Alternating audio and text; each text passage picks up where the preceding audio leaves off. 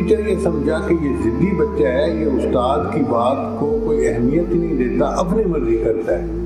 اس کو غصہ آیا، اور پہلے غصہ اس نعت کے الفاظ پر بھی آیا تھا کہ میں نے کہا تھا کہ والا پڑھنا، اور اس نے والے پڑھا، تو میں اس کی ضد کو آج ختم کرتا ہوں۔ چنانچہ وہ ذرا سخت لہجے میں بولے کہ احمد بتاؤ کیا نام ہے، اگر نہیں بتاؤ گے تو میں تمہاری خوب پٹائی کروں گا۔ اب احمد چپ کر کے کھڑا ہے لیکن نام نہیں بتا رہا۔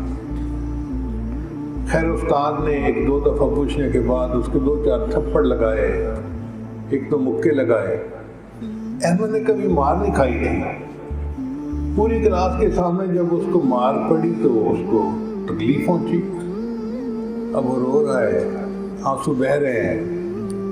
اتنے میں گھنٹی بجی، تفریح ہو گئی۔ چنانچہ کلاس کے سب بچے چلے گئے تفریح منانے کے لیے۔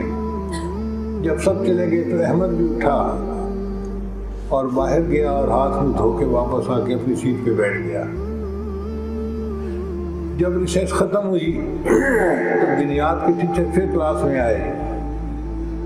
اب ان کے ہاتھ میں ڈنڈا بھی تھا۔ ان کا احمد کھڑے ہو جاؤ،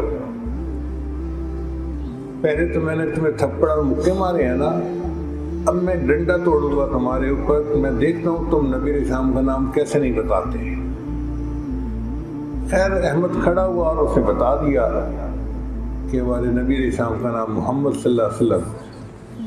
ٹیچر بڑا حیران کہ پہلے اتنی دفعہ پوچھا تو گنگ بن کے کھڑا رہا، اور اب پوچھا تو فوراً بتا دیا۔ تو ٹیچر سمجھ گیا کہ کوئی مسئلہ اور ہے۔ وہ آیا اور اس نے پیار کا انداز اپنا لیا، احمد کے سر پہ ہاتھ رکھا۔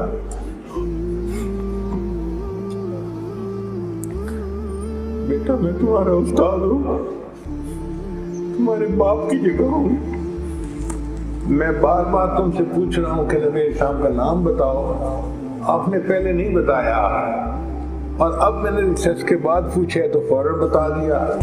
پہلے کیوں نہیں بتایا مجھے یہ بات بتا دو۔ تو اس وقت احمد نے ان کو یہ بتایا کہ سر میں نے اپنے ابو کے سامنے وعدہ کیا تھا